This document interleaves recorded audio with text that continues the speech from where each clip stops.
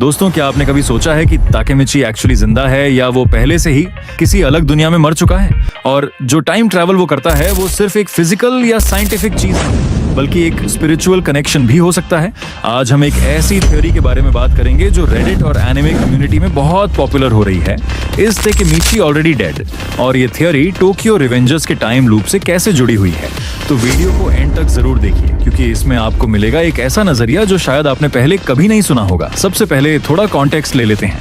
Tokyo Revengers में Takemichi एक आम लड़का है जिसकी जिंदगी में कुछ खास नहीं था, लेकिन जब उसकी एक्स गर्लफ्रेंड हिनाता को मार दिया जाता है तो वो पास्ट में टाइम ट्रैवल करके उसकी मौत रोकने की कोशिश करता है।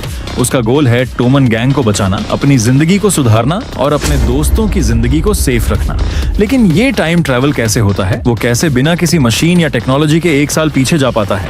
एनिमे में इसे सुपरनैचुरल एलिमेंट दिखाया गया है, लेकिन अगर हम ध्यान से देखें तो ये टाइम ट्रैवल एक स्पिरिचुअल या मेटाफिजिकल कनेक्शन भी हो सकता है। ये बात समझना बहुत जरूरी है, क्योंकि इसी बेस पर बनी है वो थ्योरी जिसके बारे में हम आगे बात करेंगे। ताकेमिची का टाइम ट्रैवल थोड़ा अलग है। वो फिजिकली अपनी बॉडी लेकर टाइम ट्रैवल नहीं करता जैसे हम मूवीज में देखते हैं। उसकी बॉडी वापस प्रेजेंट में रहती है और उसकी कॉन्शियसनेस या सोल पास्ट में चली जाती है। इसलिए वो जब भी पास्ट में जाता है उसके आसपास की चीजें चेंज होने लगती हैं, पर वो खुद फिजिकली प्रेजेंट नहीं होता।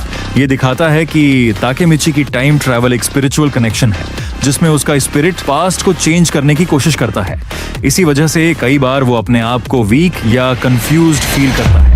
वो फिजिकली काफी हर्ट हो सकता है, लेकिन कभी उसकी असली बॉडी सीरियसली इंजर्ड या हॉस्पिटल में नहीं दिखती। अब बात करते हैं इस पॉपुलर थ्योरी की कि ताकेमिची एक्चुअली पहले से ही डेड है, मतलब वो अपनी असली जिंदगी में कभी वापस नहीं आ सकता, क्योंकि वो पहले ही मर चुका है।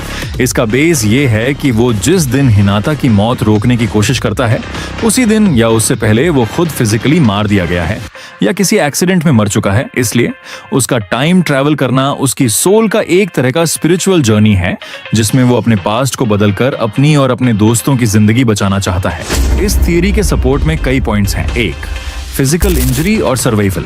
जब ताकेमिची फाइट्स करता है या बॉक्सिंग करता है तो उसे चोट लगती है, लेकिन कभी सीरियस हॉस्पिटल या डॉक्टर के पास नहीं जाता। वो तुरंत रिकवर हो जाता है, जैसे उसकी बॉडी वहां ही नहीं है। 2, प्रेजेंट में एब्सेंस। जब वो पास्ट में होता है तो प्रेजेंट में उसकी बॉडी का कुछ पता नहीं चलता। कई बार उसके फ्रेंड्स उसकी फिजिकल प्रेजेंस फील नहीं करते। ये एक डेड बॉडी के बिना एक सोल होने जैसा है। 3, स्पिरिचुअल कनेक्शंस। एनिमे में दिखाया गया कि जब ताकेमिची पास्ट में जाता है तो वो कभी-कभी किसी अनसीन फोर्स से कनेक्ट होता है, जिसे समझना मुश्किल होता है। जैसे वो फिजिकली नहीं बल्कि इमोशनली और स्पिरिचुअली उस टाइम से जुड़ा होता है। 4, हिनाता की डेथ से लिंक। कुछ फैंस का मानना है कि ताकेमिची की डेथ और हिनाटा की डेथ के बीच एक स्ट्रॉन्ग मेटाफिजिकल कनेक्शन है, जहां ताकेमिची की सोल उस दिन से जुड़ी हुई है और वो उस मोमेंट को बदलने की कोशिश कर रहा है। अब हम कुछ स्पेसिफिक सीन्स देखते हैं जो इस थ्योरी को सपोर्ट करते हैं। जब ताकेमिची टाइम ट्रैवल करता है तो उसके आसपास के लोग उसे कभी नोटिस करते हैं, कभी नहीं। ये कभी-कभी होने वाला बिहेवियर एक स्पिरिचुअल प्रेजेंस लगता है। कई बार वो अपने आप को हेल्पलेस या कंफ्यूज्ड महसूस करता है और उसकी फ्लैशबैक्स या मेमोरीज उसकी जिंदगी के ऐसे फेजेस की तरफ इशारा करती हैं जहां वो फिजिकली मौजूद नहीं था। मांगा में ऐसे भी मोमेंट्स हैं जहां ताकेमिची को फ्यूचर या पास्ट से मिस्टीरियस गाइडेंस मिलती है, जिसे वो समझ नहीं पाता। ये एक गार्डियन स्पिरिट या आफ्टर लाइफ कनेक्शन हो सकता है। रेडिट और एनिमे कम्युनिटी में कई फैंस ने नोटिस किया है कि ताकेमिची का फिजिकल बॉडी कभी क्लियरली दिखाया नहीं गया। वो मेंटली और स्पिरिचुअली ज्यादा स्ट्रगल करता है, जो उसकी गोस्ट लाइक एग्जिस्टेंस को दर्शाता है। अब बात करते हैं कि अगर ये थियरी सच है तो स्टोरी पर इसका क्या असर पड़ेगा। ये थियरी टोक्यो रिवेंजर्स के टाइम ट्रैवल को एक नया डिमेंशन देती है, जहां फिजिकल वर्ल्ड से ज्यादा स्पिरिचुअल और इमोशनल जर्नी इंपॉर्टेंट हो जाती है। ताकेमिची का सैक्रिफाइस ज्यादा मीनिंगफुल लगता है, क्योंकि वो अपनी जिंदगी नहीं अपनी सोल को बचाने की कोशिश कर रहा है। ये सवाल खड़ा होता है, क्या ताकेमिची कभी अपनी असली बॉडी में वापस आ पाएगा या वो हमेशा एक स्पिरिचुअल बीइंग ही रहेगा? इस थ्योरी से हम ये भी समझ पाते हैं कि कभी-कभी पास्ट को सुधारने की कोशिश सिर्फ एक मानसिक और स्पिरिचुअल प्रोसेस होती है, फिजिकल नहीं।